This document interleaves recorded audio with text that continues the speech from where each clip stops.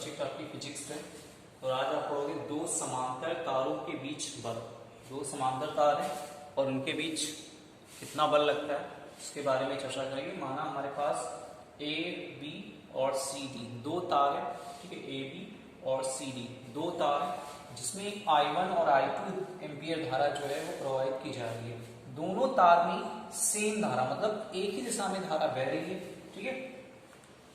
तब इनके बीच जो बल लगता है वो अट्रैक्शन बल लगता है, आकर्षण बल लगता है। अगर तारों में धारा सेम बह रही है तो आकर्षण लगेगा, और अगर धारा जो है विपरीत बह रही है, जैसे इस फिगर में दिखाया गया, तो I1 ऊपर की ओर जा रहा है, I2 नीचे की ओर जा रहा है, तो इसके दोनों धाराएं परस्पर विपरीत हैं, इसलिए इनके बीच जो बल लगता है वो प्रतिकर्षण दिखाया जा रहा है। देखिए यहाँ पे बल इधर की ओर, यहाँ पे बल जो होगा वो इधर की ओर होगा। यानी अगर तारों में एक चीज जान लीजिए, अगर तारों में धारा एक ही दिशा में बह रही है इसका मतलब आकर्षण तारों के मध्य लगेगा, और अगर विपरीत बह रही है इसका मतलब क्या लगेगा, प्रतिकर्षण लगेगा। क्लियर हुई बात।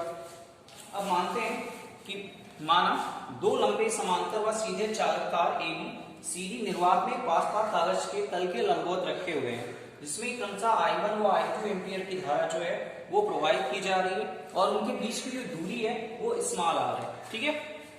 तब तार AB के कारण, यानी तार AB के कारण बिंदु B1 पर कितना चुंबकीय क्षेत्र उत्पन्न होता है, तो बायो-सेवार्ट का नियम लगाएंगे। तो बिंदु यानी तार AB के कारण बिंदु B1 पर, या तार AB के कारण तार CD पर कितना चुंबकीय क्षेत्र उत्पन्न होता है, तो बायो-सेवार्ट का नियम लगाएंगे। तार AB लिया तो B1 चुंबकीय क्षेत्र होगा, B1 बराबर आपने पढ़ा है म्यू नॉट अपान 2 पाई और I1 अपान R। धारा जो बह रही है I1 और उनके बीच की जो दूरी है वो R है, ठीक है।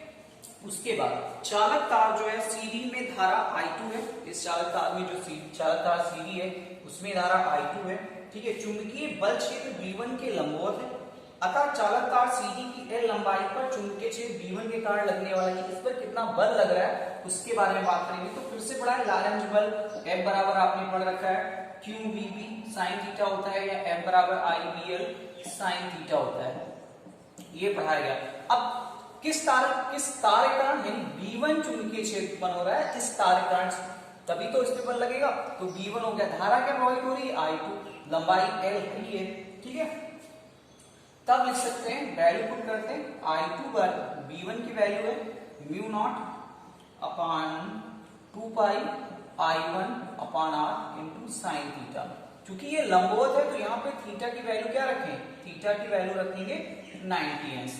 तो ये आया म्यू नॉट अपान 2 पाई I1, ये आपका I1 था, नहीं यहाँ आपका I1 था, ऊपर की वैल्यू I1 थी, I1 रखते हैं, I1 I2 अपान ये R है, तो R के उसके बाद L छूट गया ना, L लिखते हैं L अपान R, ठीक है। ये हो गया F, या इसको लिख सकते हैं F अपान L म्यू नॉट अपान 2 पाई I1 I2 अपान R। ये है जो फार्मूला है कि दो तारों के मध्य अगर धारा सेम प्रवाहित हो रही है, एक ही दिशा में प्रवाहित हो रही है, तो उनके बीच कितना बल लगता है उसके लिए फार्मूला, यानी F अपान L म्यू नॉट अपान 2 पाई I1 I2 अपान R, ये आपका फार्मूला है, ठीक है।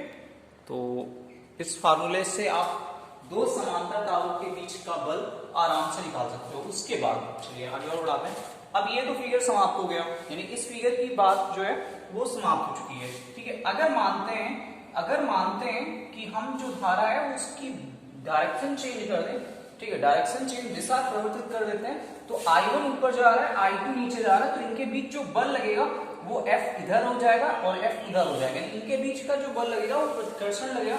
फिर से वही करेंगे, B1 म्यू, यानी तार AB के कारण बिंदु या तार CD पर कितना चुंबकीय क्षेत्र उत्पन्न होता है, तार AB के कारण B1 चुंबकीय क्षेत्र उत्पन्न होगा म्यू नॉट अपान 2 पाई I1 अपान R लिखेंगे।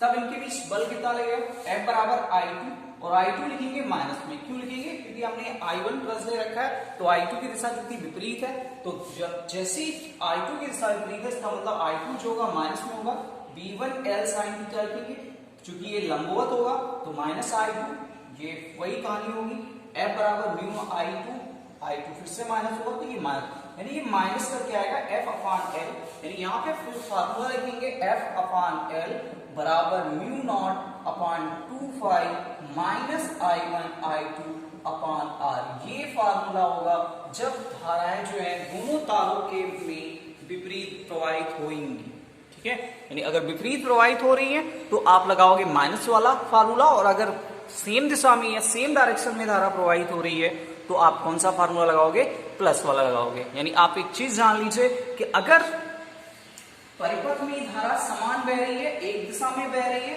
ठीक है, धारा अगर एक दिशा में बह रही है तो इसका मतलब है उन तारों के मध्य जो लगेगा वो आकर्षण बल लगेगा। क्या लगेगा, आकर्षण लगेगा। और अगर धारा की दिशाएं परस्पर चेंज हो गई हैं या परस्पर विपरीत है तो उनके जो मध्य बल लगेगा वो बल लगेगा कौन सा, वो बल लगेगा विपरीत। कौन सा लगेगा, यानी विपरीत बल कार्य करेगा। तो ये कहानी है। अगर आपको ठीक ठाक ढंग से समझ में नहीं आया तो आप कमेंट करके